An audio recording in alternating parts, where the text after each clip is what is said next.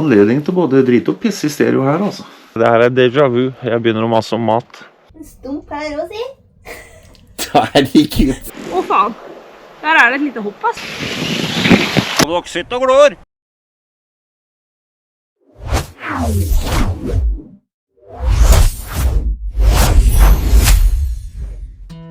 Og ny setter vi snuta tilbake til Skrim.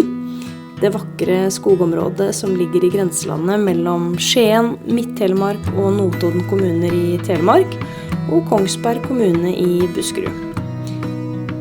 Nyttårsaften her oppe, det blir ikke verst. Vi skal bevege oss fra Støle parkering inn til Sørmyrseter den første dagen, før vi går tilbake til Ivarsbu og Smia for å feire nyttårsaften. Det gleder vi oss masse til, og vi har masse digg med oss i sekken, så vi håper at dere blir med oss på denne turen, inn i det nye året.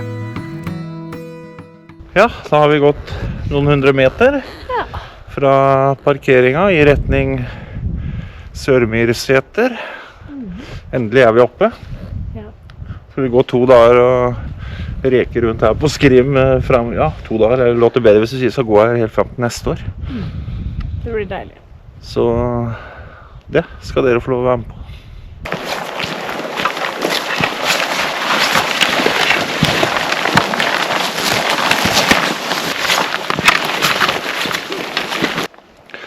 Da har vi noen kilometer inn på Skrimfjellet.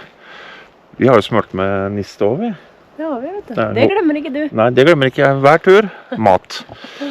Igjen føler jeg det her déjà vu. Jeg begynner å masse om mat. Men vi skal vel gå noen kilometer til, før vi setter oss ned og tar mat. Får bruke sola når den her. Ja, det sant.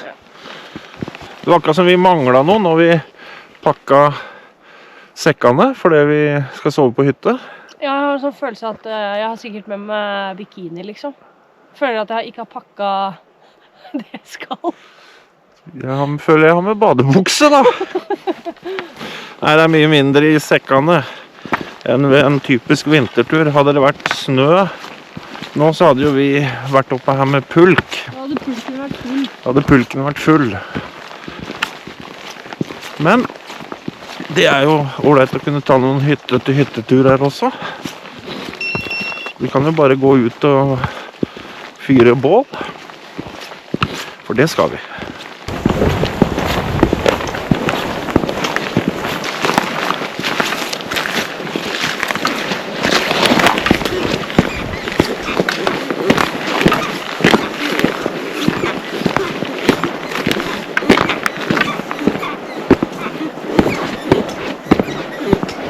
Da har vi kommet oss litt inn på Skrimfjellet. Godt stykke forbi Ivarsbu. Og ja, det sikkert noen som stiller spørsmål om hvorfor i himmelen har du GPS når du går i godt merket turløyper. Det handler i grunnen om at man skal på fjellvandring senere, og da kan det være greit å bli ordentlig kjent med utstyret. Og derfor GPS-en. Vi har selvfølgelig med kart og kompass også. Det har vi alltid med når vi på i hvert fall sånne turer som det her. Så, men godt å komme i gang.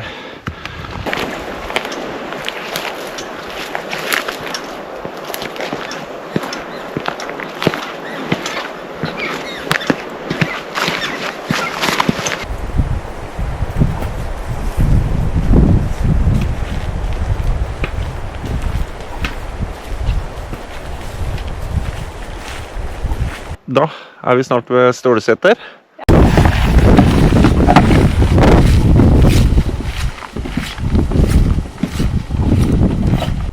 Det mye is, og her det jo ekstremt mye, så her skal man være litt forsiktig.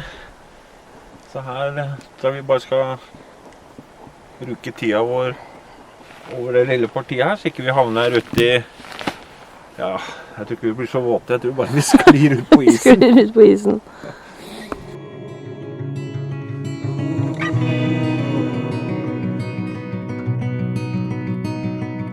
I was lost in the woods the dust, and the fairies found me.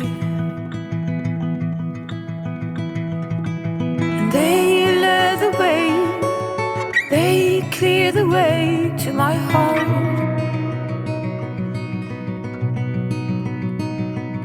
All the hurt, all the pain under the skin, I had fainted. And they carried me, they cleared the way to my heart. Thank you to magic for rescuing me. Thank you to summer for fairies, blowing glitter in the wind. I had fallen head first into love with another complete stranger, and he robbed away, taking most of me when he left.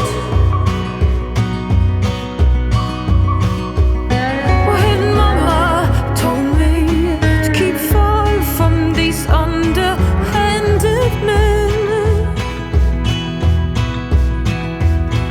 and I'd be white, whiter than the side of a needle. Oh, thank you to magic for rescuing me. Det så fort når det kaldt at man glemmer å drikke vann. Det veldig fort gjort å bli dehydrert. Ja, så det greit å ta en pause og drikke litt. Kaldt i hvert fall. Det en sånn isbrevann. Ja. Så ser man jo Amy har vært her og velta noen trær. Jeg tror faktisk det var bak her også. Vært og røska litt. Det svære trær også, som har gått til. Ja. Og det er flere av de som har liksom dratt seg enten på langs over stien eller tvers. Sånn, Jeg må gå litt omvei her. ja, litt om meg. Det var det vi sleit med når vi var her den gang vi vandret på, Stygmann, ja. ja, og det var mørkt. Ja. Og det var bare, wow, hvor er vi nå? Ja. Og hvor er stien? Hvor er stien? Skål. Endelig kom vi litt opp i høyden igjen. Og da traff plutselig sola, og da blir det plutselig noe helt annet å gå igjen.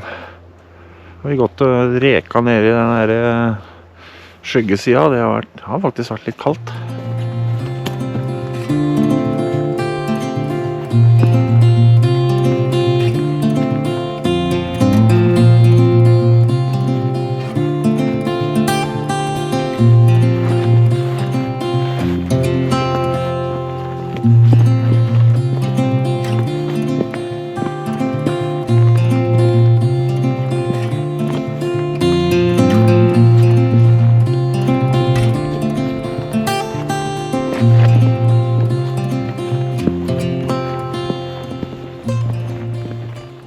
Mor må knyte om skoene litt. Du fikk litt vondt i... Hvor er det du fikk vondt igjen? Nei, litt sånn midt under, litt foran på fotbladet. Ja. Jeg har jo relativt nye sko. Eller, de er jo... Jeg har brukt dem på noen turer, men de er liksom ikke helt sånn formet ennå. Så med litt tjukke sokker da, så må jeg gjøre noen justeringer med det. Ja.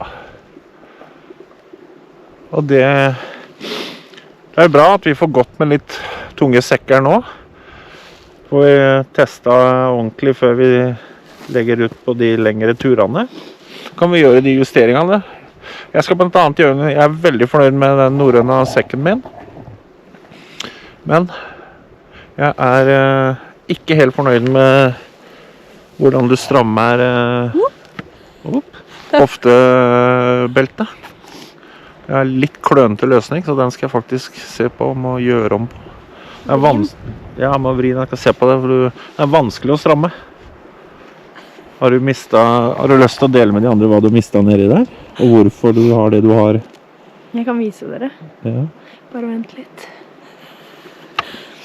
Jeg har, om ikke oppi puppa, så har jeg i hvert fall ganske nærme plassert batteriet til drona.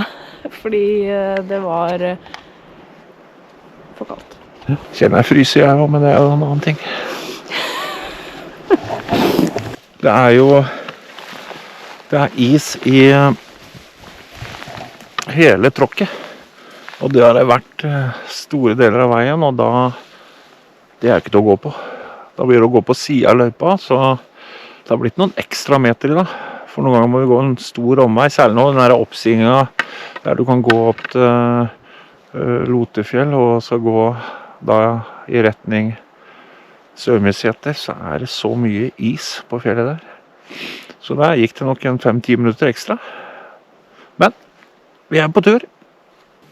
I dag har jo turen gått fra parkeringen her nede ved Stølevann, så gikk vi bort til Ivarsbu. Og vi har jo følt merket sommerløype, selv om det snart er januar. Gikk vi nedover her mot Svarttjern. Tok vi over forbi Støleseter. Tok vi over her, og så ned mot retningen av Kongstjern igjen. Og så passerte vi ned forbi Veslevann, eller hva det heter. Og så kommer vi opp her til Sørmyrseter, hvor vi er nå. Så en cirka 7 kilometer. Fin tur. Jeg sa at siden vi skulle sove på en hytte, så ville vi ha med oss litt mindre. Det vil ikke være så tunge sekker. Mulig jeg trekker det tilbake, for det er jo fylt opp med alt mulig. Ja. 20 wienerpølser. Ok. Det er på tide å få litt kaffevann igjen. Gjør klart til kaffen i morgen tidlig. Da må vi ned og hente mer vann.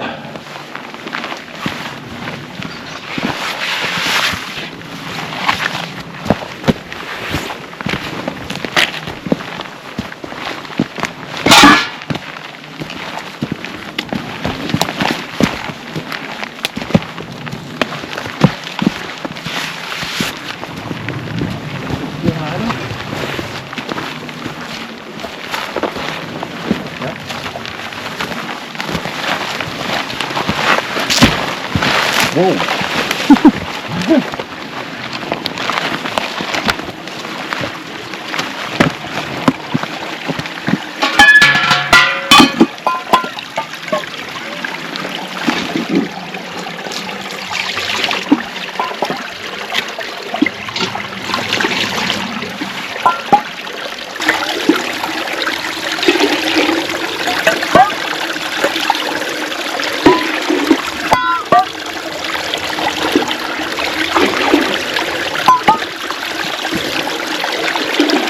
Fordelen med Gore-Tex da. Nydelig.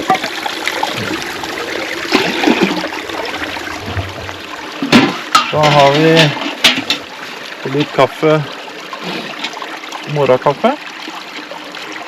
Litt, ja, litt grasstust der og litt ting oppi, men det er bra. Nå må jeg bare gå på trynet her nå da.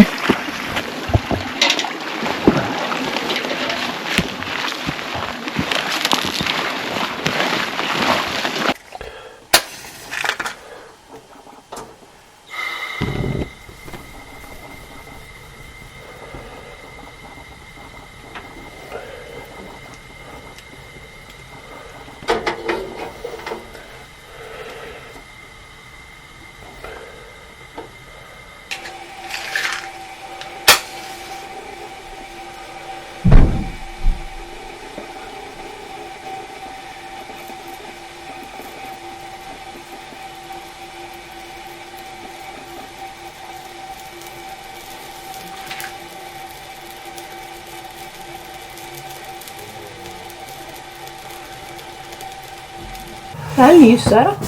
Hæ? Kjøkkenlyset. Er det ikke en LED-lampe der?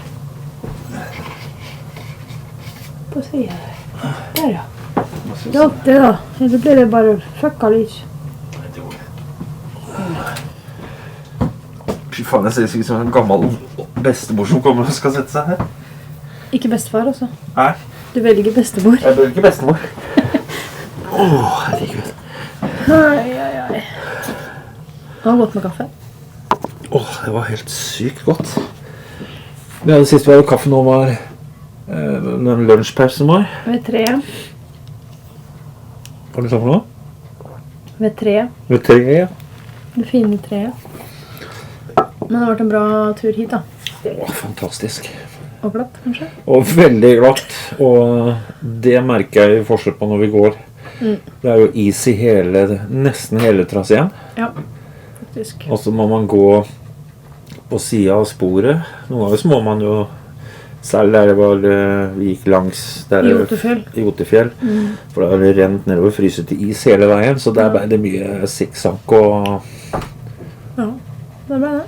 oppom for å ikke gå på isen da, for det er skummelt også når du har en sekk på en 20 noen og 20 kilo. Så jeg bare bestemt meg hvis jeg tryner med den sekken nå, skal ikke jeg ta meg imot. Nei. Bare gå og dundre ned, la det stå til. Jeg tenkte faktisk på det når vi gikk i sted. Det der når du detter når du er voksen. Ja. En ting er når du er barn, så er det liksom, da detter du litt på rumpa di da. Ja. Men nå er det liksom, nå detter du med hele tyngda, og hele tyngda av sjela. Ja, alt liksom. Alt du har bært på hele livet går bare rett ned. Og du slår deg så sykt mye mer. Og det å prøve å ta seg imot da med litt dårlig trente armer eller noe, er ikke nødvendig, vet du. Du bare drar på deg, Brudd. Og så følte jeg egentlig at jeg hadde kledd meg riktig da. Ja, du har jo testet litt nytt. Testet litt. Ja, Litt og nytt, men testet litt da. Testet litt, for jeg blir jo så varm. Nå gått med, bare den brynja. For den transporterer fukt vekk fra kroppen. Men jeg rakk liksom ikke bli helt svett og kald i dag. Så sånn sett så kan det tyde på at den har kledd seg riktig. Jeg har ikke fryset når jeg ikke vært veldig varm heller. Jeg har vært akkurat passe. Nå minner man om sånne bilder fra gamle skoleboka mi om svartedauden og det der med hetta. Ja, stemmer det. Han kommer den. Denne gangen så går turen for å prøve å finne dekning. For det sto jo på den informasjonsblekka fra DNT at det var mobildekning på hytta. Det var det ikke. Så det kan være greit å sende ut noen beskjeder.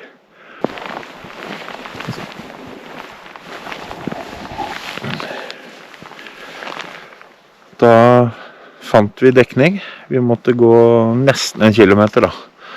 Men det er jo greit. Det er litt sånn etter å ha gått 7 kilometer med tung sekk, så er det nesten bare gått. Og en sånn liten restitusjonstur.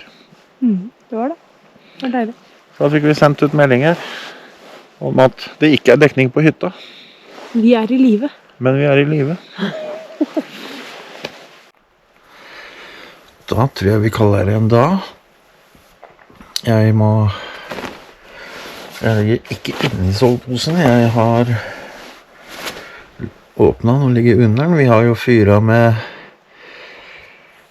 så den der i øtelommen bortpå her er vel i ferd med å smelte.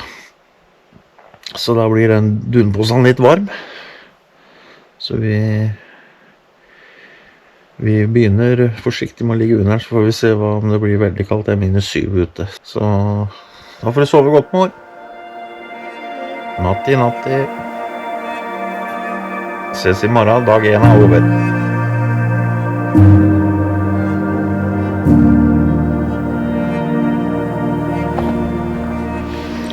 God morgen.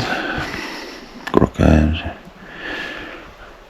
7:50. Jeg sover som en stein sånn litt ut i nattetimene der. Det er på tide å komme seg opp og få det til å lukte kaffe over hele hytta her. For nå er jeg kaffetørst. Jeg er sulten. Og jeg kjenner at det må fyres opp litt her, for det er kaldt på hytta.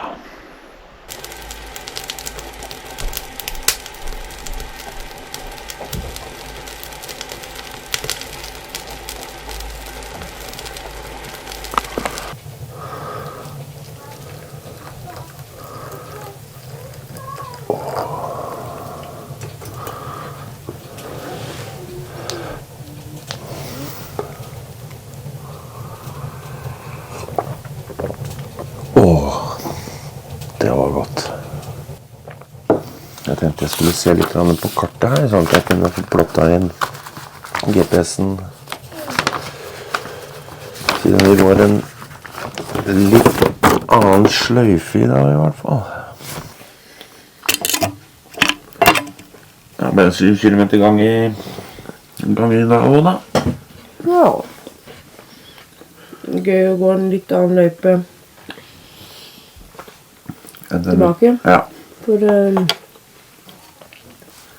nesten hele det strekket vi gikk i år, det har vi jo gått tidligere når vi skulle til Styggemann. Det er egentlig bare den lille fliken ned hit til hytta som var ny for oss. Så vi legger oss i retning Fantefjell. Vi går ikke helt ned til Fantefjell. Vi går opp igjen. Ja, litt føre. Litt føre. Og så bort på Smya. Ja. Feire nyttår der. Med erter og flesk og... Erter og flesk og poteter. Ja. Ordentlig sånn staselig middag. I går når vi kom ned til Sørmyrseter, så var det jo folk som var i hoveddelen av hytta. Så nå har de reist, og da tenkte jeg kunne vise dere. Fordi her er det trapp opp til soverommet. Inn her. Det er ildsted. Og så er det sofa krok her. Så er det ganske stort og fint kjøkken. Kanskje. Her inne er det soverom med ganske mange sengeplasser. Det er en køyeseng. Og 2 ganske store senger. Se.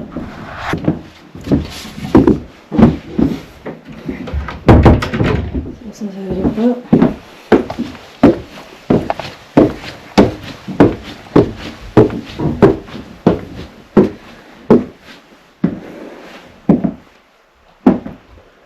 Her er det store senger.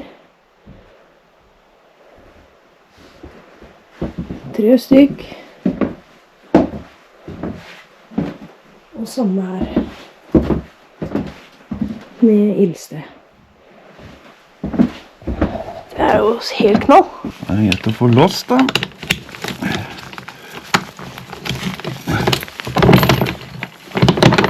Sånn. Da er det klart til neste DNT-medlem. Ja, da har vi har gått nesten 1 kilometer fra Sørmyrseter. Ja. Nå måtte vi ha en teknisk hvil for å ta av litt klær. Det er ikke et vindpust her. Jeg går i t-skjorte med superen, liksom. Og i morgen er det 1. januar. Ja, det er helt skjønt. Ja. Nei, men da går vi videre i retning Ivarsbø. Så blir det vel litt raskt på veien. Det må regne med at du skal ha noe mat. Helt korrekt.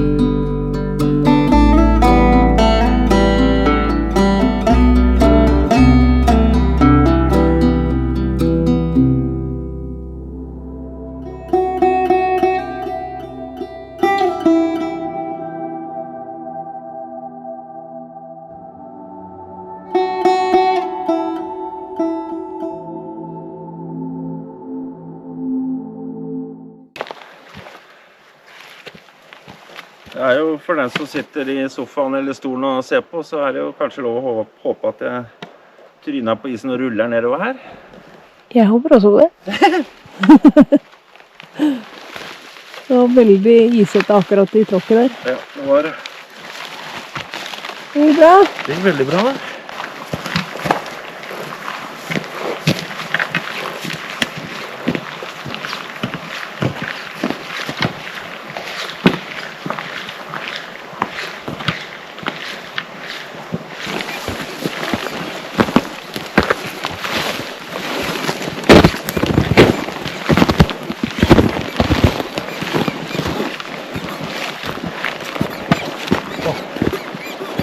Se her da. Ligger det klart å kunne fyre bål.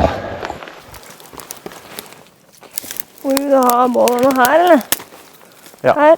Da blir det fint. Det blir bra det her. Den sitter som fæder. Ja.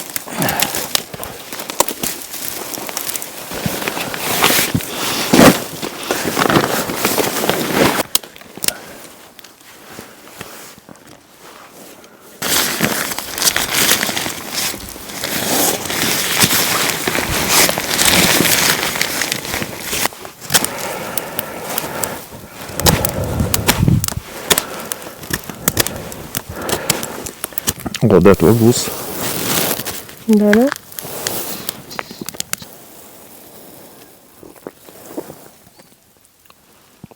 Er du fornøyd? Ja, det er så godt. Så en liten sjokoladebit nå, så Ja. blir det bra. Det blir helt nydelig. Da er rasten, matpausen, over. Ja. Det var godt. Da fikk vi et bål, varmet litt pølser, kaffe, sjokolade. Klare for neste økt. Neste økt, og den må vi gå på litt, for nå snart så kommer mørket Ja, det kommer brått på oss hver gang. hver gang. Jeg har fått en hodeløkt som virker, og så Ja, det går bra med min nå. ja, Ja. vi ser.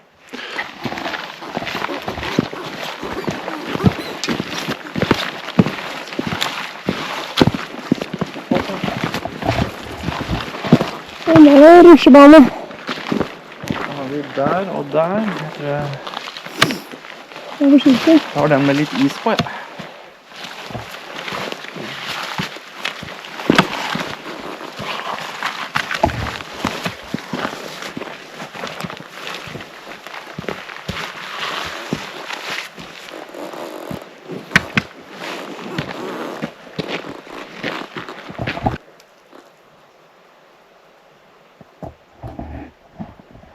Jeg tror jeg skal ta det litt piano her, faktisk. Eller så må man sette seg ned på rumpa og håpe på det beste. Men det er bratt. Nå har det vært mye opp og ned. Og nå kjenner jeg, når det begynner å dogge på brillene, og jeg kjenner at det er varmt, da er det greit å ta av seg litt igjen. Jeg kjenner meg som den jålebukken, da. Den fargene på jakka matcher fargene på sekk. Det er matching. Det er helt tilfeldig. Ja. Vi kan jo si det sånn. Det er tilfeldig. Åh, det var det ryker av puppene mine snart. Jeg kjente det. Det Ja, er men det forferdelig når det blir så varmt. er greit å ta en teknisk hvile, og så se på. Det er ikke så lett å få med her, egentlig. Men det er jo Det er en liten stigning her, da. Det er greit å få regulert tempen litt. Passerte jo akkurat et skilt oppi her, som viste at det var 3,2. Ja. Tilbake til Ivarsbu. Nå ser det ut som vi skal bevege oss litt nedover. Igjen. Jeg håper det ikke er så mye is. Det merker vi i form av at ting tar litt lengre tid. Man må liksom være litt mer forsiktig, og så blir man litt ekstra forsiktig fordi man har så tung sekk. For du har ikke lyst til å tryne med den. Og jo høyere lua kommer opp på huet, jo varmere er det. Ja. Og når den er helt oppe på toppen, så må jeg si wow, wow, wow. Ja. Nå må du kle av deg. Og se på de gamle servietterne nå, når de gikk i heia. Så du lua begynte her nede, og så gikk den høyere og høyere og høyere. Jo mer de var i aktivitet og bevegelse. Ja. Du er jo en liten gjeter, jeg ser jo det. Jeg er en liten gjeter. Stav og... Ligger i blodet.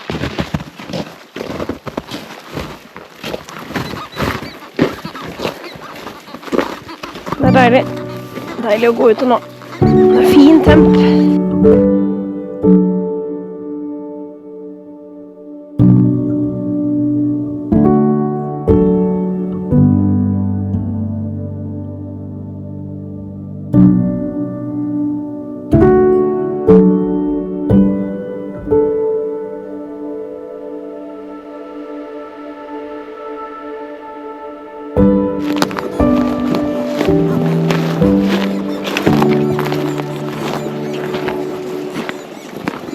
Da er vi på vei bort til Ivarsbu.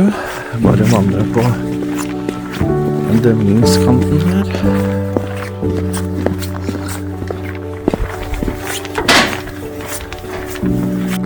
Da kommer vi ned til Smia, som vi har booka oss inn på.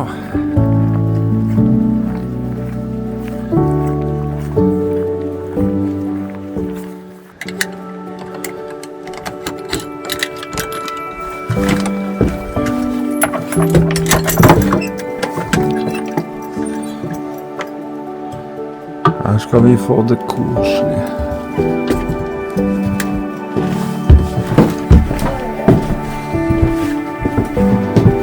Deilig. Helt nydelig. Jeg har en benk også.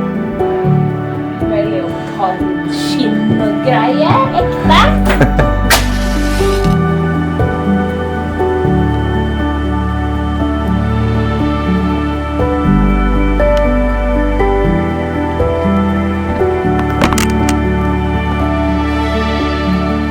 Her skal det bli liv.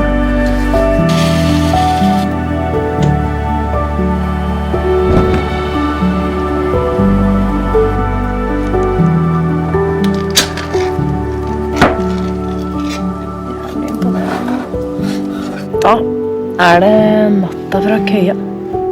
Vi har beveget oss på litt nye stier på Skrimfjella i dag. Det var gøy. Anbefaler alle å ta turen. Det er for det første flere DNT-hytter med masse sengeplasser som det går an å benytte seg av. Det er vel også gapauker her oppe, tror jeg, faktisk. Så det er ingen unnskyldninger. Og så er det masse fine løyper både på sommertid og på vintertid. Så ta turen. Ta.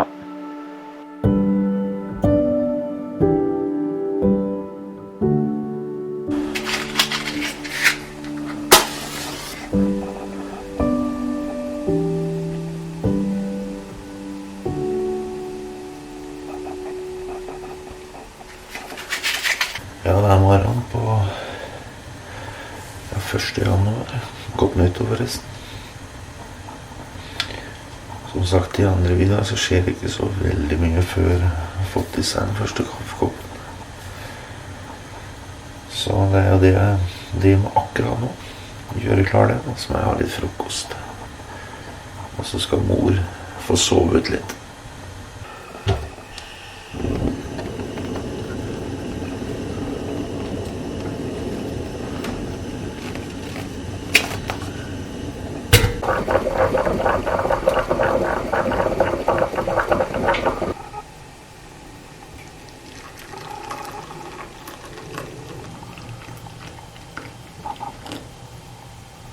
Jeg skal bare kose meg med kaffe, frokost. Og så tenkte jeg skulle lese litt i hytteboka her for Smia da. Jeg sitter og leser i hytteboka nå, så ser jeg jo at fra 23. til 25. oktober i år så var det en dugnadsgjeng her oppe på Ivarsbu, og hvor de har tømt doer og holdt på med vedlikehold her på hyttene. Bytta batterier i brannalarmer og gått over og bytta noe batteri til noen solcelleanlegg her. Og den gjengen her fortjener jo en stor takk. De jo, som veldig mange andre frivillige, da, med å holde tilbudet i gang. Hadde det ikke vært for de, så hadde man jo heller ikke kunnet drifte de hyttene her. Ellers så hadde det nok alternativet vært at medlemsprisen i DNT hadde vært mye høyere. Så en stor takk til dere som gjør det her på dugnad også. Hvis ikke jeg husker feil, så var det vel i påska 2018 som den hytta her, altså smia, ble totalskadet i en brann. Og det var vel sånn at det var en familie som hadde leid smia her, og hvor foreldrene tok en skitur, og hvor 2 gutter var sikkert 10-12 års alderen, tror jeg det var, som ble igjen her på hytta, og så hadde startet brann i pipa. Heldigvis så var det jo først og fremst både alltid, men det var noen på hovedhuset her oppe, og guttene sprang og ba om hjelp, og snarrådesen var, så startet de å prøve slukningsarbeidet, men de fikk jo varslet av brannvesenet. Det tar jo litt tid for brannvesenet å komme seg inn her til Ivarsbu, så de fikk hjelp av Røde Kors med snøskuter. Og fikk til syvende og sist startet slokkearbeidet her. Det ble jo riktig nok totalskadd, så var det vel brannvesenet fra Kongsberg, tror jeg, som ble igjen med etterslokking. Men heldigvis, ingen liv gikk tapt, og de fikk bygd opp smia på nytt, så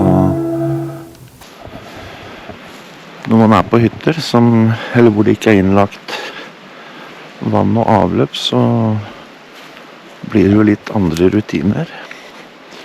Hva gjelder bare det å gå på do eller få tak i vann. Jeg tenkte jeg skulle vise dere begge to. Det vil si, jeg skal ikke se jeg skal på do, men jeg skal vise dere doen. Og så må vi få hentet litt vann i en brønn. En må jo bruke litt ekstra beregne, litt ekstra tid på sånne steder, for det, altså som her, jeg vil finne noen koliforme bakterier i brønnvannet, og da må det jo kokes opp før det hele tatt kan bruke det. Da tar vi en tur inn i brønnrommet for å se.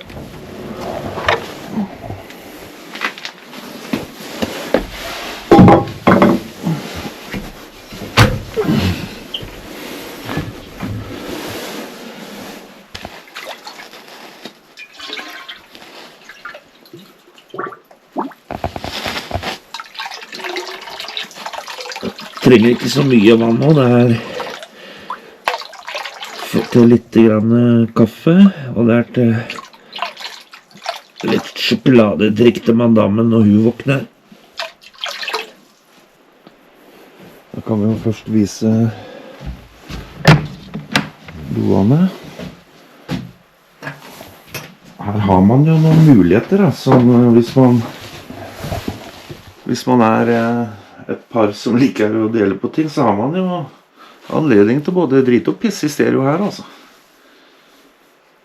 Det jo sånn at på de DNT-hyttene, så en ting å vaske ut og gjøre rent etter seg, men man fyller også opp med ved. Da vi klare til å gå ned til smia. Og hvis man må shake litt på do, så har man også dorull her. Jeg ut og går en liten tur på morgenen. Jeg går langs den demningen, støpte kanten her da, opp på Ivarsbu. Det is på vannet.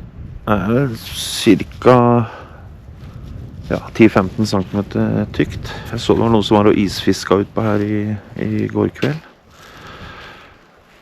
Det har jo, som nevnt tidligere, begynt å snø litt. Det begynner så vidt å legge seg litt på på bakken her. Jeg ser det godt i selve traseen langs stien. Og jeg går jo i sandaler nå da, men det begynner å bli litt glatt. Men vi snakket om det i går når vi gikk. For det løypene, hele traseen opp til Sørmyrseter er jo full av is. Hvis den snøen hadde begynt å legge seg før vi skulle gå tilbake fra Sørmyrsetet, så ville det vært helt krise.